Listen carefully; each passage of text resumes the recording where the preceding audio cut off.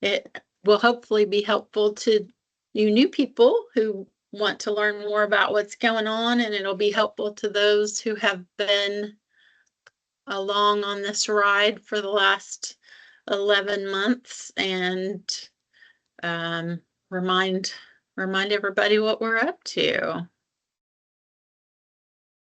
Looks like 2 o'clock. I will get started. Welcome, welcome. This meeting is being recorded. And as I mentioned moments ago, I will be doing the presentation. It's a year 1 recap, some survey results from the members, and a little bit about year 2 and what we'll be up to. And then we'll go into our normal meeting reports, which we've missed the past couple months since our presenters have gone long and have been very informative. And as I go along, feel free to just turn your mic on and let me know if you have any questions. All right, does everybody still hear me okay and see the PowerPoint?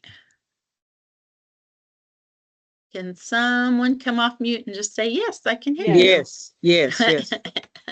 And that you can see it. Awesome. I assume that was a yes because there was no no's. All right, year 1 began October 1st, 2023, was the beginning of our National Center for State and Tribal Elder Justice Coalitions grant that was awarded from the Department of Justice, or through the center from the Department of Justice. The executive summary, or the highlights for the year, is that we actually launched the coalition.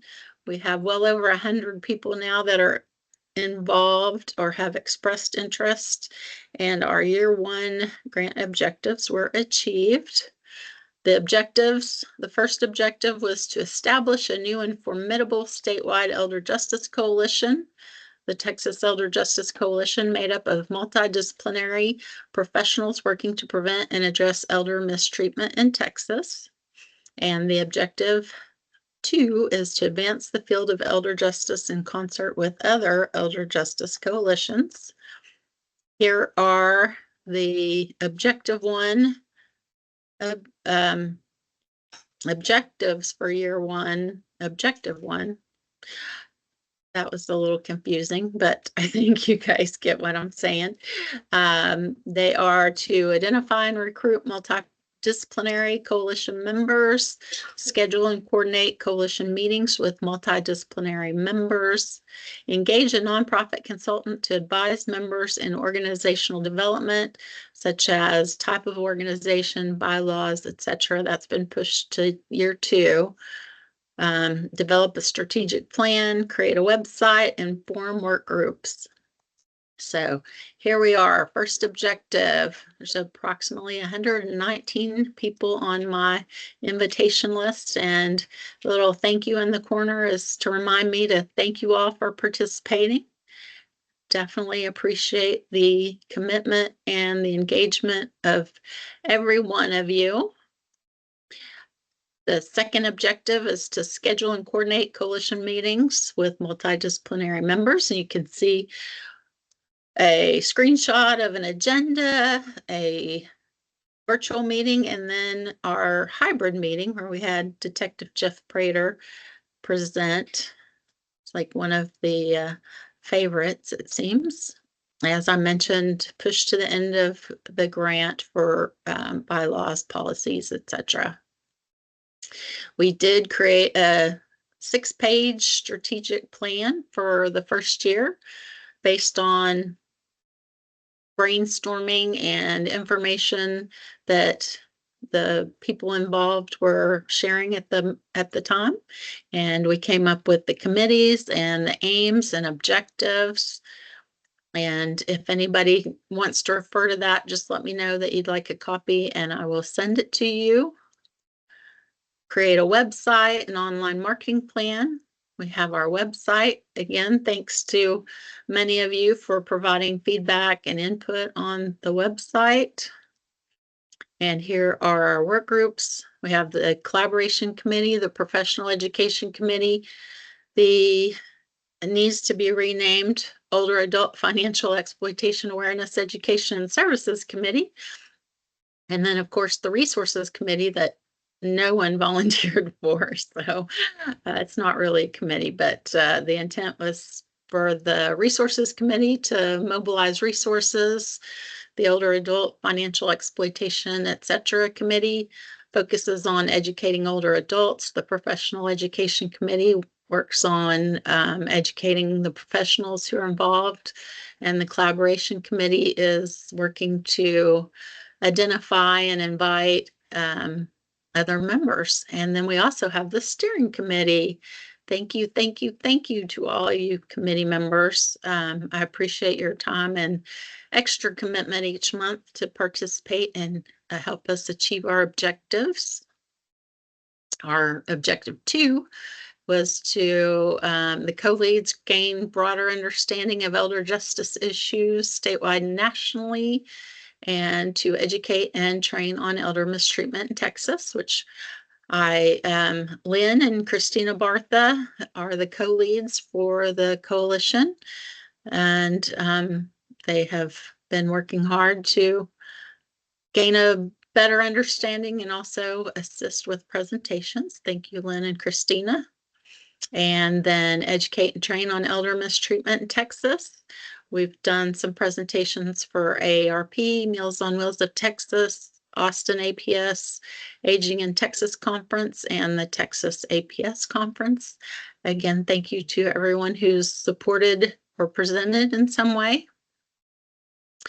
And also how we've educated and trained on elder mistreatment in Texas is our monthly meetings.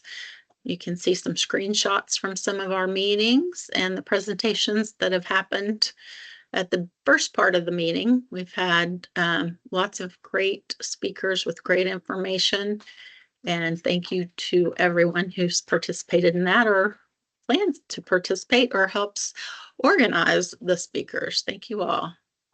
And the committees created the Texas Elder Justice Coalition launch with the World Elder Abuse Awareness Day rally, created Stop the Stigma campaign, and started planning for the Texas Elder Justice Coalition Summit.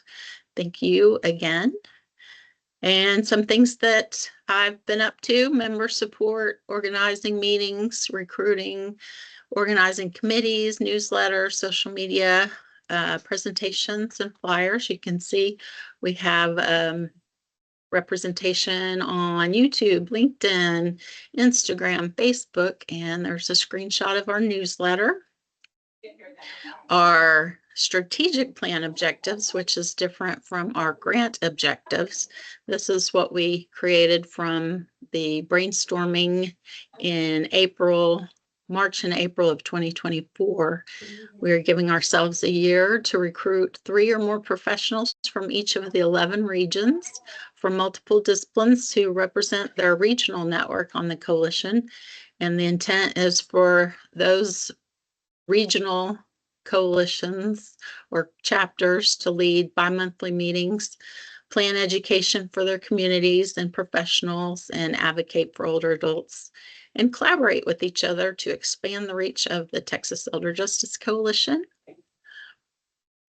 Again, second objective, based on the brainstorming and planning that we did back in March and April, is then each one of these is a committee objective. I don't believe I said that at the beginning. But this is the professional education committee, and they would identify subject matter experts and topics for the program for the symposium, or actually summit, the coalition meetings, and then topics for the newsletters. And the third one with the third committee is the older adult awareness, etc. committee, and they will organize the awareness event for World Elder Abuse Awareness Day, which they knocked that out of the park. It was a terrific event in June, and developed topics for community information sessions and flyers to be distributed for homebound older adults while reducing the stigma of reporting abuse, which that was the impetus behind the Stop the Stigma campaign that I highlighted earlier. And one of the next projects is to create a folding business size flyer with information on reporting financial exploitation and abuse. That's what that long, hard to read white screenshot is. So that was it for year one. I know I said if anybody has any questions or thoughts as we go along to just unmute yourself and ask them, but I don't know if I stopped talking long enough to allow anybody to jump in. Does anybody have any thoughts or questions?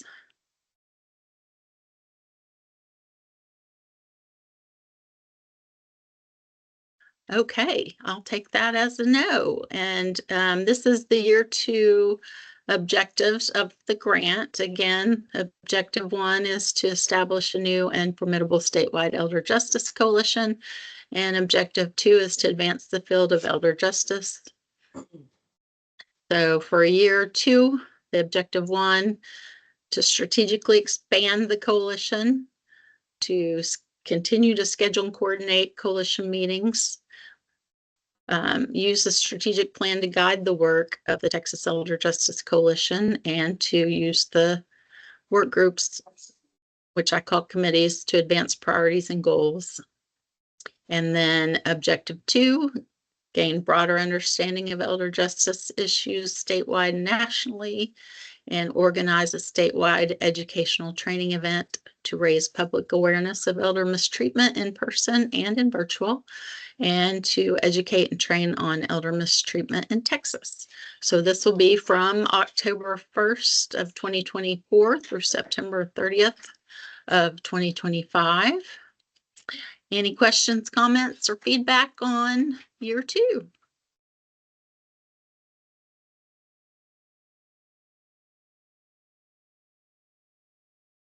Nope. Okay. And here's the survey report. This is for the responses that I received on the survey that I sent out about a month ago. And thank you again to those who participated in the survey. The weighted average for satisfaction is 4.63 on a 5-point scale. So you can see the majority of you are very satisfied. Some are just satisfied, and looks like one person's neutral. Satisfaction with the monthly meetings, the weighted average is 4.42. So definitely feel like I would like to improve on that. And the speakers, 4.37 on a 5-point scale. Again, that's very good, but feel like I want to improve. And the coalition's achievement and progress, 4.47. Again, feels pretty solid, but there's always room for improvement. The summary of comments that I organized based on the question, how have the coalition's achievements impacted your work or organization? The majority of the comments said that that they were able to use the information to share with clients or their work organization, and it increased their knowledge and understanding of the issue, and it helped with networking and meeting people. So I feel like that's a pretty solid reason to exist, and it seems like we're on the right track. Those are the specific comments. I didn't want to share this in advance of the meeting, but I will share this after the meeting with everyone in case you want to dig into any of the specifics, because there are a lot of comments. Areas of improvement for the coalition. Some of the comments were connecting with other resources. possibly having the speaker sessions recorded, which they actually are, and there are some of them on YouTube, not all of them, but I have them recorded, and that's the intent, is to have them on our YouTube channel. More research and evaluation efforts. I can guess who made that comment, and I'd love to learn more.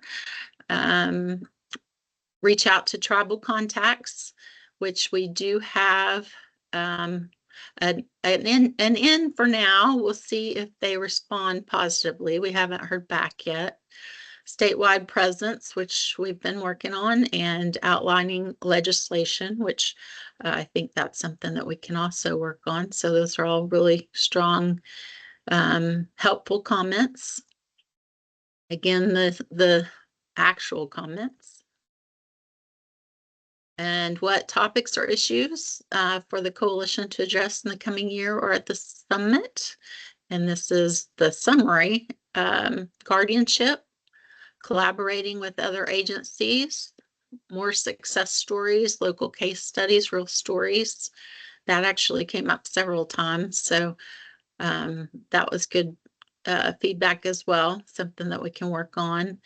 Elder mistreatment interventions, finding older adults living with elder mistreatment, collaborations with other organizations, safety at long-term care facilities, coalition best practices, multidisciplinary task forces involving police, legal, and medical advocates, steps and resources for victims, and educational programs to older adult groups.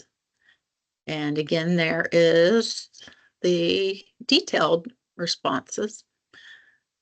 And then, so excited to see that the majority are planning to attend the Texas Elder Justice Coalition Summit Wednesday, June 11th, 2025 in Fort Worth. That is just over, what is that, 7 months? It's going to be here so soon. And any other thoughts? We got thank you, going well, recommended having different sections or districts in Texas, and the speakers are informative. So again, questions, comments, feedback?